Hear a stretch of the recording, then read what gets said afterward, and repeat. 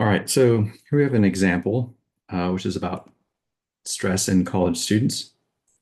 So, a study involving stress is conducted among the students on a college campus. The stress scores follow a uniform distribution, with the lowest stress score equal to 1 and the highest equal to 5. Using a sample size of 75 students, find. So, the first question is the probability that the mean stress score for the 75 students is less than 2. Question 2, 90th percentile for the mean stress score for the 75 students. So let's work on our answer for question 1. So let's do a couple of things. First, usually I like to start with my given, but I think it's going to be instructive to start with what we're being asked for and work backwards from there. And then we'll see how that relates to the information that we were given. Okay, so what we want is we want the probability that the mean stress score for 75 students is less than 2. Okay, so what we're looking for is the probability that a mean stress score is less than 2. All right, so a couple of things. So because we're being tasked with calculating a probability, that means we need to calculate an area. Now, the subject of this is a mean, and we're given a sample size.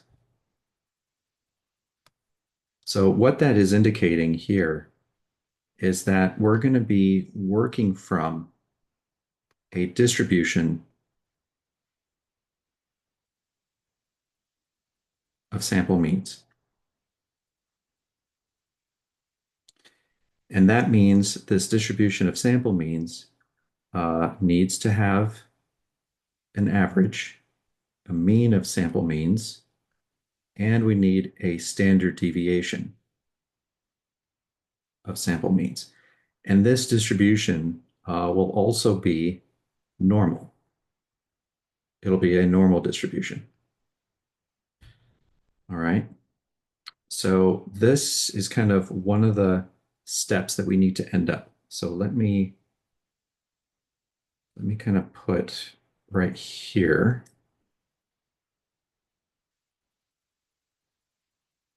Here's our normal distribution. So here is the distribution for our sampling means. And so we have a center of that.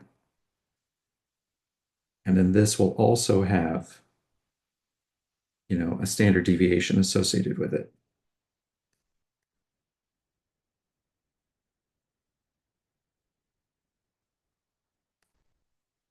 like that. Okay, so, okay, all right. So we'll have this. Now we want the probability less than 2, which means let's just pretend that 2 is here. We need to calculate an area, something like that. So in order to calculate that area, we'll be using a CDF function. And the CDF function is going to ask us, well, what does this mean and what is that standard deviation? What are those? So we need to kind of backtrack. Um, in order to get this mean, we can use the relationship that it has with the mean of the population of that random variable. So the random variable is a stress score.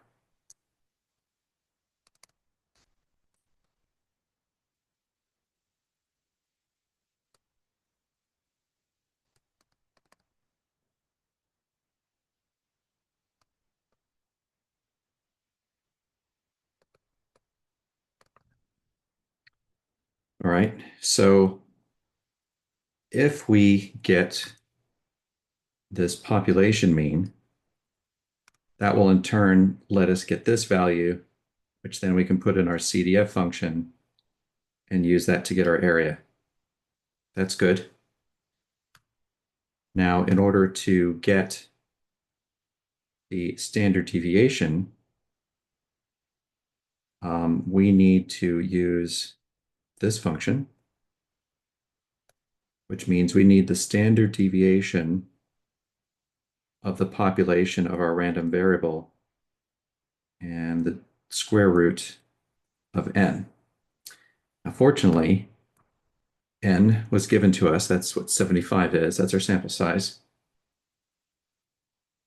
But what we need is the standard deviation for the population. So this we don't know what it is. This we know is 75. And this we still don't know what that is.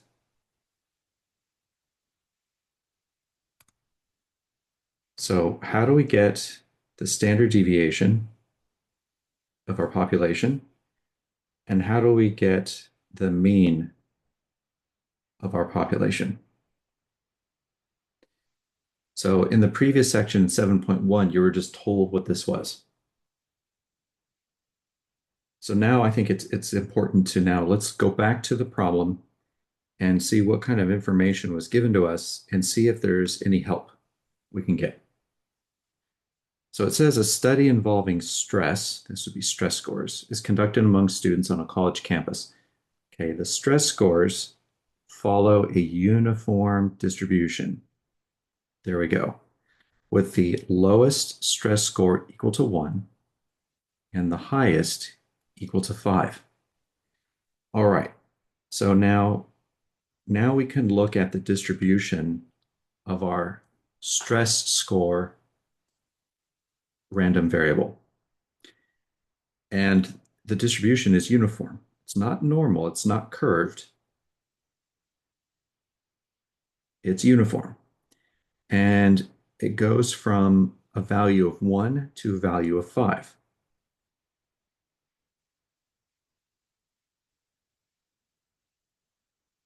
Like that.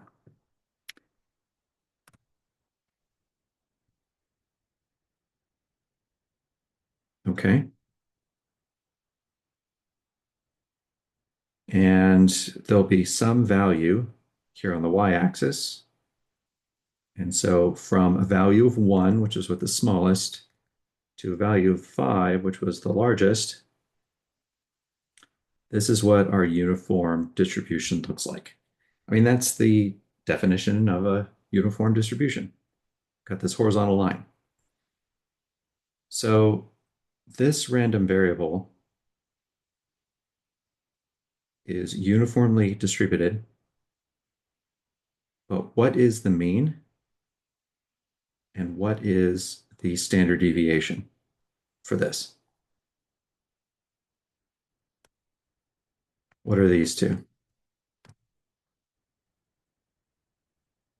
Because once we have those two, we can use this value over here, which can then be used here, which then can be used for our CDF function and get our area.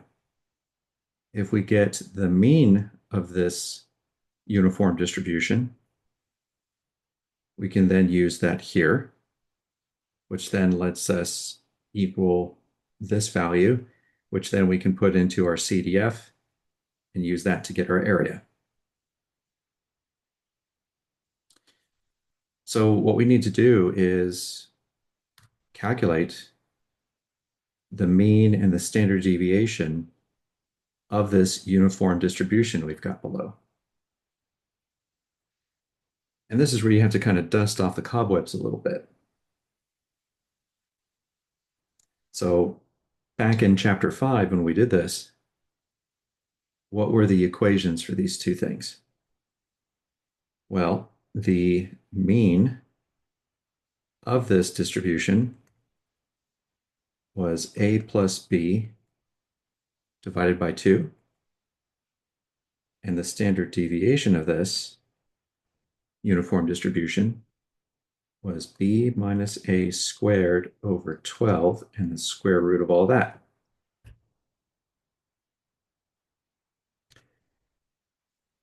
So let's see here. What does a and b represent?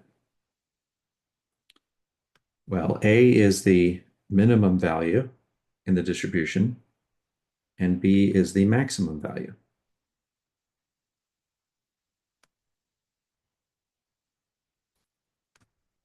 So really, just from a and b, we can calculate both of these quantities, these parameters that we need.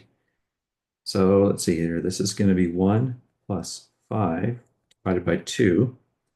5 plus 1 is 6 divided by 2. So that'll be 3. So the mean of our uniform distribution is 3.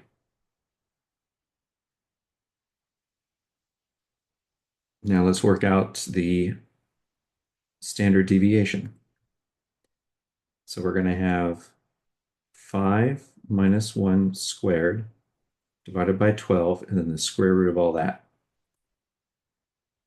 Scroll down, give myself a little bit of room. This is going to be, let's see here, 4 minus, or sorry, 5 minus 1 is 4 squared divided by 12 square root.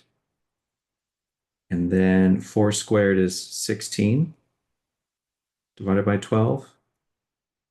And then we'll take the square root of that. That should come out to 1.15. But let me just check that really quick. So I want the square root 16 divided by 12. Yeah, 1.15.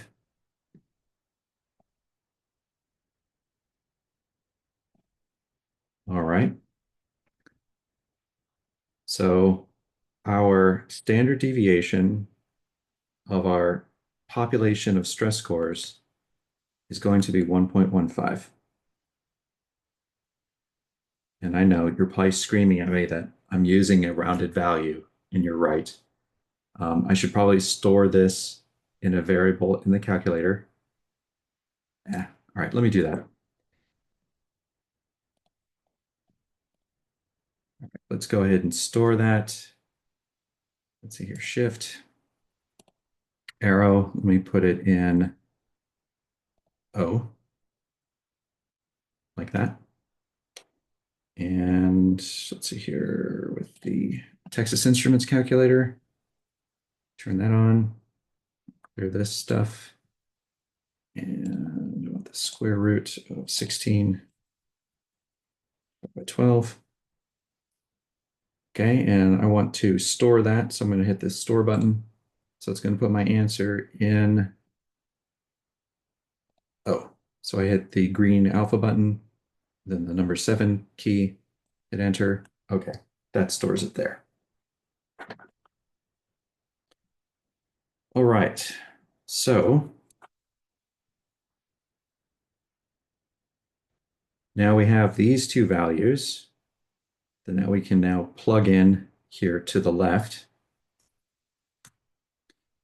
And so let's see, how do I want to organize this? All right, so the mean of our sample means is going to be equal to the mean of our random variable of stress scores, which we calculated was going to be equal to 3. That's good. Now the standard deviation for our distribution of means is equal to standard deviation of the population of stress scores divided by the square root of 75, or square root of n. And this value here is 1.15. 0.15, which I just stored in a variable. Sometimes it does help to just put the variable in on your page so you don't forget it. That's going to be all over the square root of 75. Let's see what that comes out to.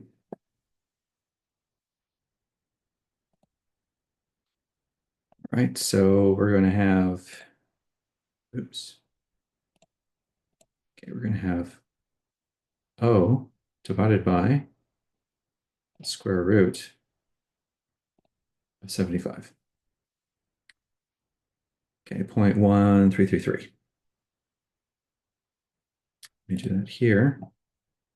So we're going to have O divided by square root of 75, 0.1333. Okay, so this is 0.1333 repeating.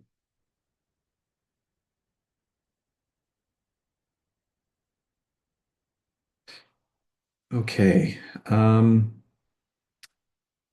if we wanted to be, well, we do, we want to be ultra accurate here.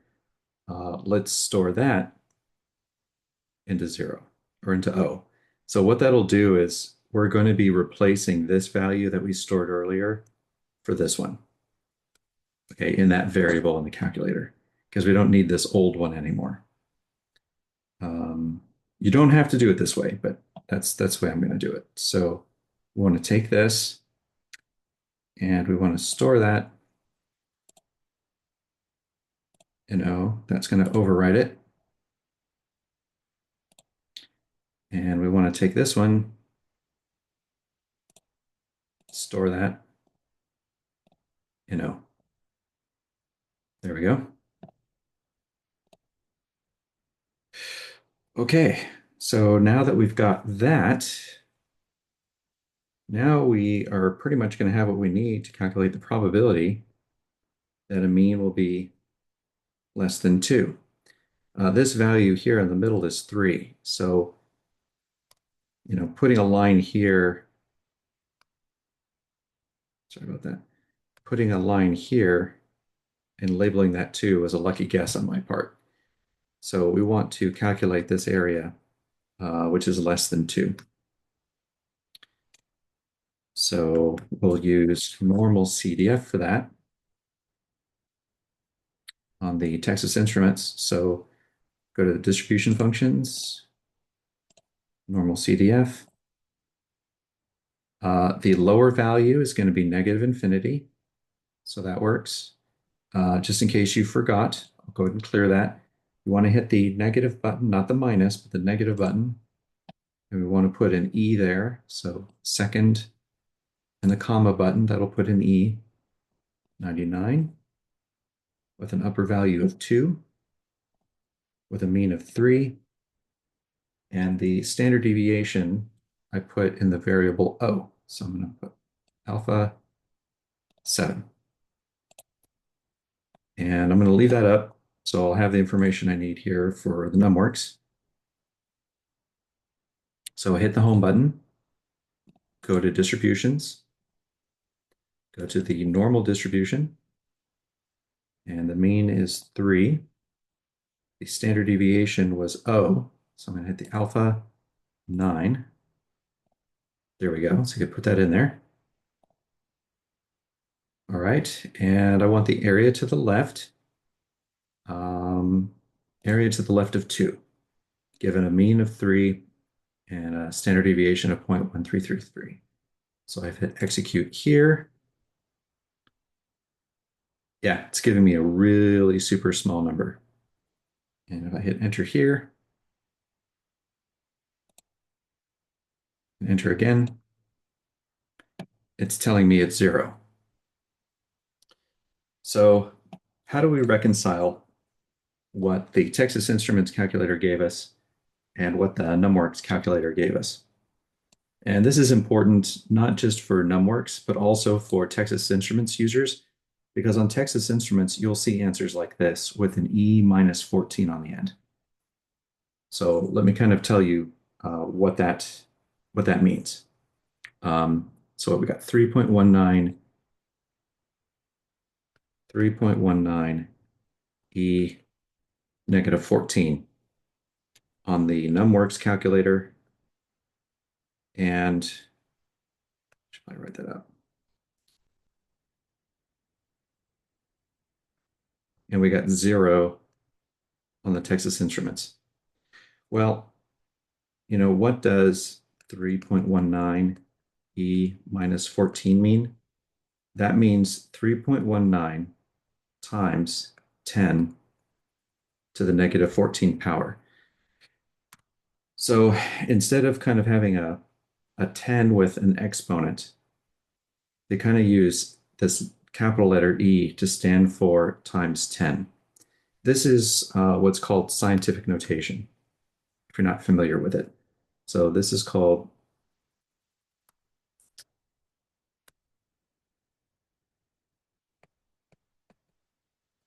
scientific notation. And because this is 10 to the negative 14, that means you're going to take 3.19 and you're going to move the decimal place to the left in the negative direction 14 places. So we're going to go 1, 2, 3, 4, 5, 6, 7, 8, 9, 10, 11, 12, 13, 14. So there's the 14th space. And everywhere we jumped, we're going to put a 0.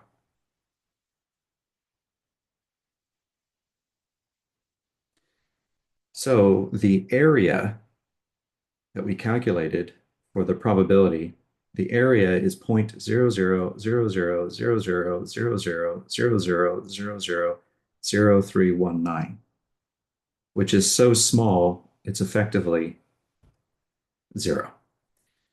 So, the numworks calculator maybe gave a little bit more accurate of an answer, but it's such a small number, it's essentially a probability of 0.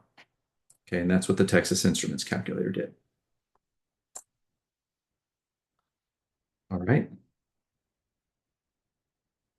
So that answers question 1. So this was, a little bit harder of a question to answer because we weren't given these parameters of the population like we were in previous examples. Um, we were given enough information that we needed to calculate the parameter of the mean and the standard deviation of stress scores of our random variable itself, but we had to kind of dust off the cobwebs and do the work in order to use the central limit theorem to calculate the probability of getting an average less than 2 with a sample size of 75 students. Okay.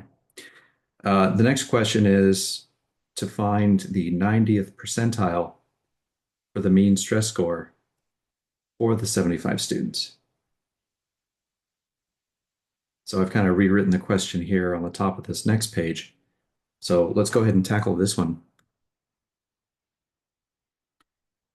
So what do we mean by 90th percentile? So let's first draw our distribution of means. And we know that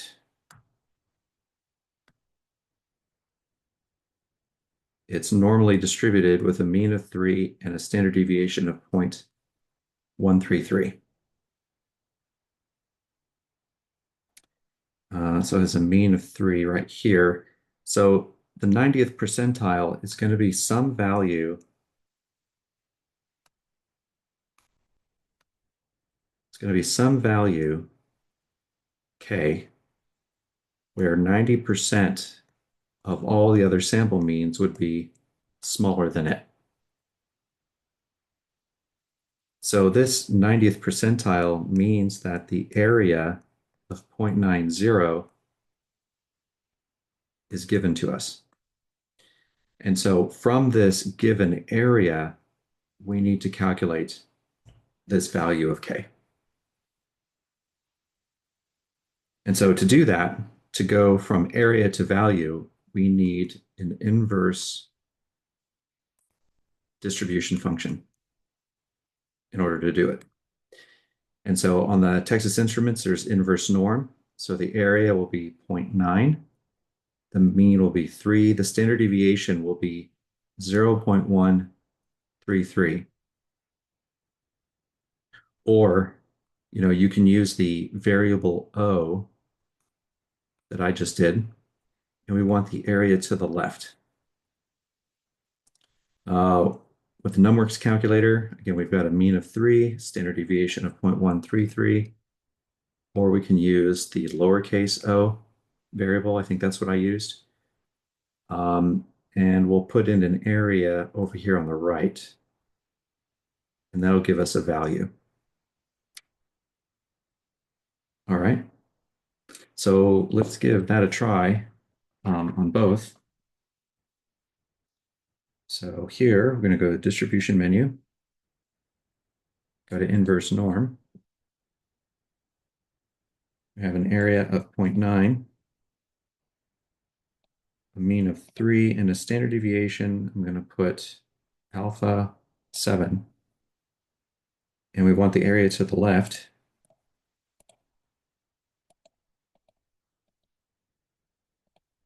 Okay, I'm going to wait on that because I want to put this information here.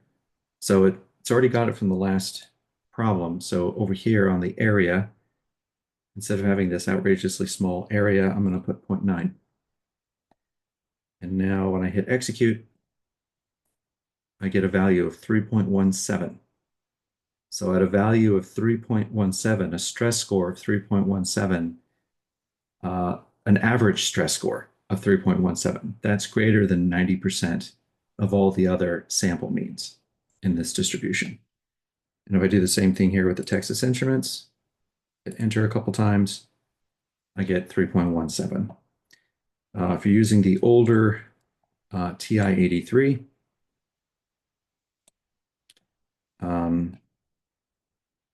so go to Programs, go to Inverse N. Actually, before I do that, let's just hit the stat button. Let's say you didn't have the benefit of the program that I loaded in there. Sorry, I want to go to the distribution menu. And let's say we had inverse norm. All right, let's see here. Let me quit. Let me clear. All right, let's start over. Okay, so we'll hit second distribution, go to inverse norm. Okay, now it wants all these parameters. So it wants the area, comma, then it wants the mean, comma. Okay, and I don't have the random variable, I'm sorry, the standard deviation saved in a variable here. So I am just going to put 0.133 and then right parentheses and hit enter. And you can see by using a rounded value for the standard deviation, I got 3.170, but the fourth decimal place of 4 is different than if I used the fully accurate number, which was an 8. So if you don't have my program, you have to kind of remember these input parameters. And notice that the older Texas Instruments doesn't let you choose between left, center, or right. It's always going to calculate everything from the left. But if we use my program, which is inverse N 83, put in your area, put in your mean, put in your standard deviation, choose the left, and it gives you the same answer. So I think this one's a little more intuitive, a little more helpful. But that's how we do it. So we got a value of 3.17. So this value, the 90th percentile,